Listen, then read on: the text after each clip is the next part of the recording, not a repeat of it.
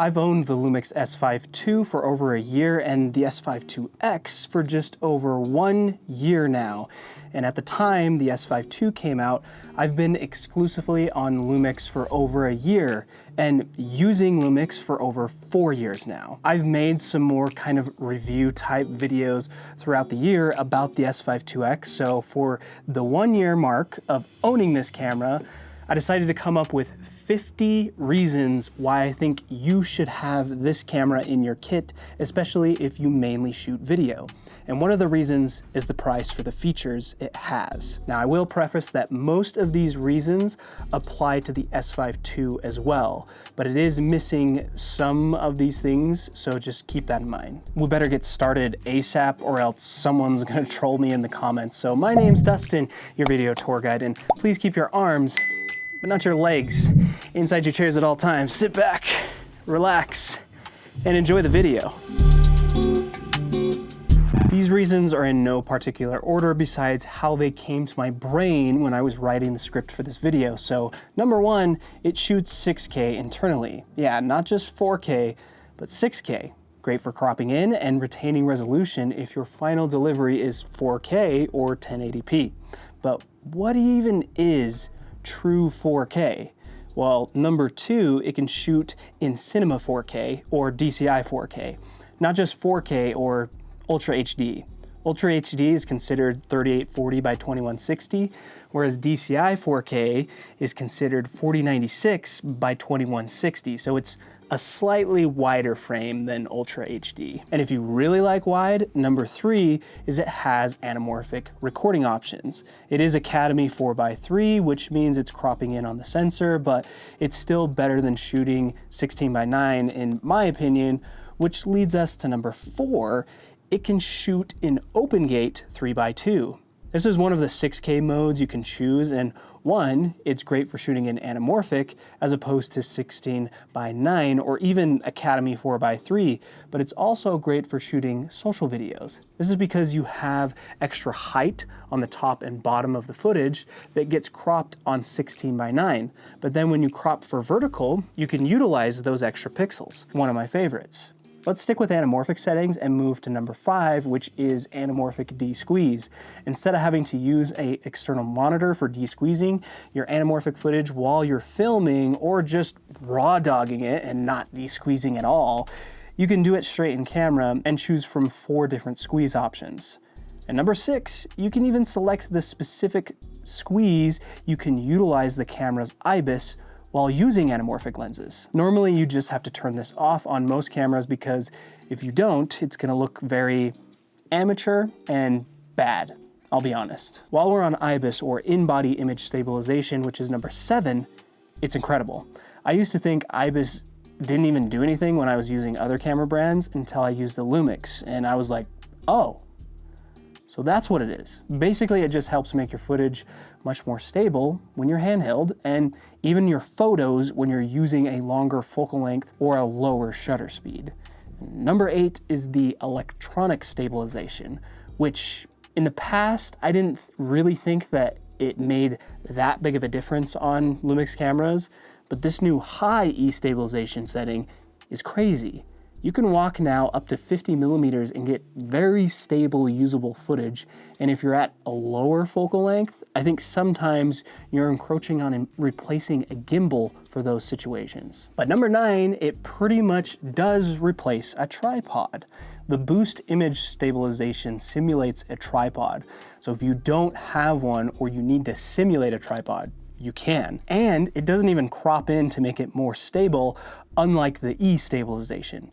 It's like magic, I swear. Number 10, you can shoot at 48 frames per second. Sometimes I just feel like 60 FPS is a little too slow, whereas 48 FPS is just right. But if you're feeling froggy with those frame rates, number 11 is when you're in S&Q or slow and quick mode, you can choose 1 frame per second or even up to 180 frames per second. Has its limitations, but I love that it's there and I don't have to do it like a time lapse. I can record 1 frame per second. It's just kind of nuts. But even if you need to do a time lapse, number 12 is just that. Time lapses can be annoying to set up and do post-processing on. Well, You can turn your time lapse into a video in camera when it's done, and it walks you through how to set up a time lapse to your liking instead of just basically guessing or figuring it out on your own and looking up all the tutorials on how to do it. Now, Lucky 13 is the dual native ISO. This is really nice for low light, which this camera I feel quite comfortable using at 20,000 ISO. Honestly, even 50,000 ISO. It does get noisier, but not ugly, if that makes sense. And number 14, you have the option to change shutter speed to shutter angle. Just makes it so much more convenient when you're changing frame rates. You basically just set it and forget it, unless you're trying to get all artsy or you forgot a variable ND, which I do sometimes. Number 15, more to do with shutter, and that is Synchro Scan. Long story short, you can choose any shutter speed or any angle you want, no questions asked. All of the shutter speeds and angles, they're yours to have. Number 16 is the frame record indicator. Basically just puts a red box around your viewfinder while you're recording instead of just a red little circle. It's nice just to help you remember that you are recording, but I have a conspiracy theory that it makes you look more professional on shoots as well. Number 17 is the frame marker. This is just extremely nice if you plan to crop the footage to a certain aspect ratio or even for vertical. It's also very customizable in terms of colors and opacity of what's being cropped. Have you ever wondered how to expose your footage? Now you don't need to with number 18, the luminance spot meter. If you have a gray card, just put that in your scene and tell the luminance spot meter where it is and boom, we're correctly exposed. Or maybe you're like a histogram type of guy or gal, but that's not the best for exposing for video. Voila, number 19, the waveform monitor. It's just better than the histogram. Trust. Speaking of trust, you can trust that this camera will not overheat with number 20, the built-in fan. It's kind of hidden and the camera is still splash rain resistant. In fact, it's even freeze resistant. Little bonus for you. But yeah, it won't overheat. Just make sure you're in the high setting of the thermal management. Like the Energizer Bunny, it'll just keep going and going and going. And that's number 21, is you can record indefinitely in all modes, at least until you run out of card space. Unless you use number 22, which is loop recording. It'll overwrite the card once it's full and keep going forever. Imagine if that file got corrupted. Well, it won't. If you use number 23, which is segmented file recording, it'll just split your very long clip into separate files. So if it corrupts, only that one segment will be corrupted instead of the entire clip. But what's even a clip if it doesn't look good? It definitely helps to make your footage look good with number 24, the 14 plus stops of dynamic range. Sure, debatable what is usable dynamic range, but if you don't care about dynamic range, then you can just use number 25, real-time LUTs. We're actually using real-time LUTs right now. And basically, if you have a favorite look that you use in post for photos or video, you can just burn that in, saving you time, money, and sanity. But maybe the idea of this drives you insane and you don't want to burn in a LUT. So with number 26, just import your own LUT for monitoring. It won't burn it in, but it gives you an idea of what it'll look like in post, and you can still do your fancy power windows, nodes, all that stuff if you don't like your time or money. But you know what I like? Zebras. Not those kinds of zebras. These kind. Yeah, number 27, you can set 2 different percentages of zebras because, well, 2 is better than 1. Or is 10 better than 1? Not zebras, but 10 different color options when you are setting your peaking. That's number 28, all the different peaking color options for when you're shooting in manual focus, which nobody likes doing with a fly-by-wire focus lens, so this is a dumb reason. But that's number 29. Is you can change the focus wheel to be linear. And even on most L-mount lenses, choose the specific focus throw by the degrees. Or number 30, you could keyframe a focus transition. So maybe you're shooting something macro and doing the focus manually is just making it like jiggle. So just set up a focus transition. but maybe you're allergic to manual focus, and that's number 31, the autofocus. There's tons of options here, even if you don't like humans. That's one of the autofocus modes, human detect. Then there's animal, car, and motorcycle, which motorcycles can get pretty loud. So number 32 will come in handy, which is the sound record limiter. It just helps with making sure your audio doesn't peak. Or maybe for something more quiet, you can choose number 33, which is the 2 gain level options. It's like dual native ISO, but for sound. It's probably a bad explanation, but I'm running with it, which is kind of like number 34, which is the night mode for, well, night. Makes the camera menu just a red hue, so your night vision isn't destroyed when you look at your viewfinder, which I do think micro HDMI should be destroyed if a camera has one, which thankfully, number 35 is that it has a full-size HDMI port, which really come in handy for number 36, which is B-RAW. I don't know about you guys, but when I shoot in B-RAW, it feels like the footage turns to magic. See what I did there? Because B-RAW is Blackmagic RAW. Too much? B-RAW can be that way sometimes, so don't worry, because number 37 is not just all-I recording modes, but even being able to record in ProRes. Sadly though, you do have to use an external SSD via the USB-C port in order to record in the higher bitrate ProRes options. But happily, all-I you can do to a SD card internally. Also happily, number 38, you can power the camera via USB-C with a cable to a wall outlet or even an external battery. Say bye to dummy batteries. You can even say bye to creating proxy files in post, because number 39, you can record proxy files to a second SD card. You know how much time it takes to make proxies sometimes? A very long time. Kind of like editing a video, let's be real.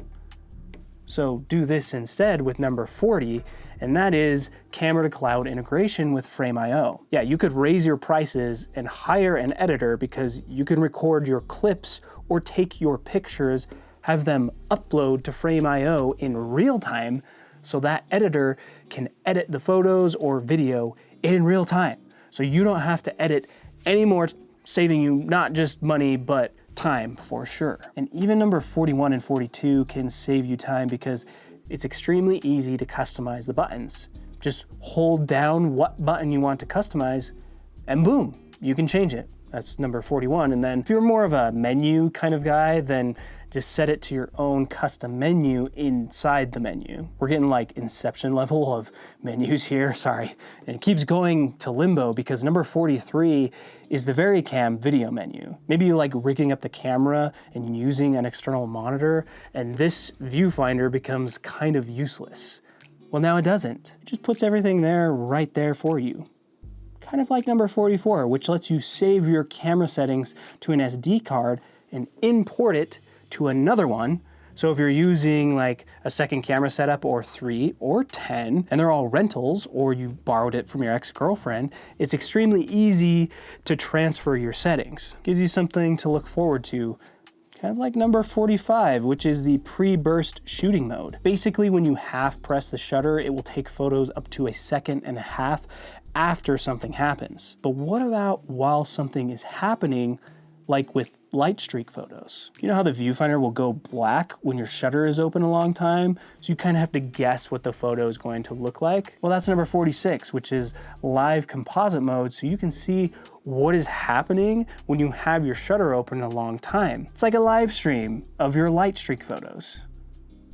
That's number 47. You can live stream directly from the camera. This one is still wild. Not a lot of people talk about this on the S5IIX, and I do plan to make a video on it, but you can literally import your stream key, connect to Wi-Fi, and stream directly from the camera. A extremely slept on feature. Can be a bit confusing, kind of like the cameras themselves, which is number 48.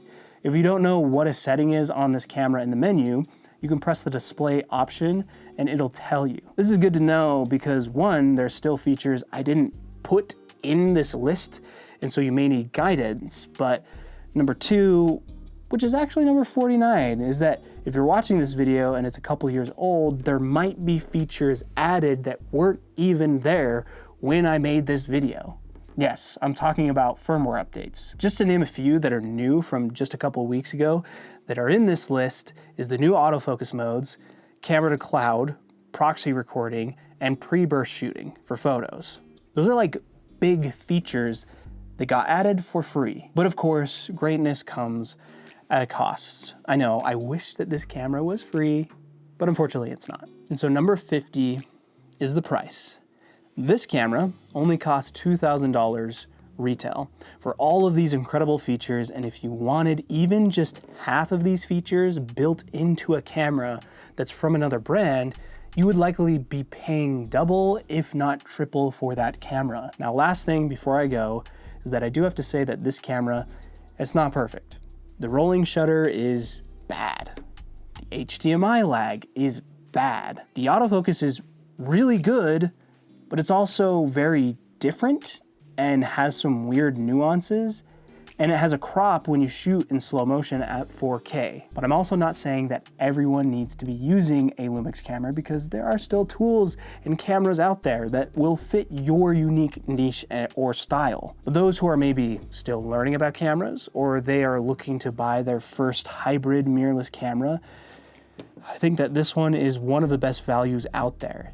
And it's kind of one of the only cameras, in my opinion, that a beginner can learn to use, an intermediate can upgrade to, or even a professional can use in a professional environment. And so this camera will last you a very long time, until AI takes over everything. I've got affiliate links in the description to both the S5 II and the S5 IIX and some of my favorite LUMIX gear if I've convinced you to get one. Thank you, by the way, for those who have used them. It really helps me with this channel. You can also just support the channel by hitting the subscribe button and the bell button to be notified of future uploads and possibly a LUMIX camera guide / course that I'm working on.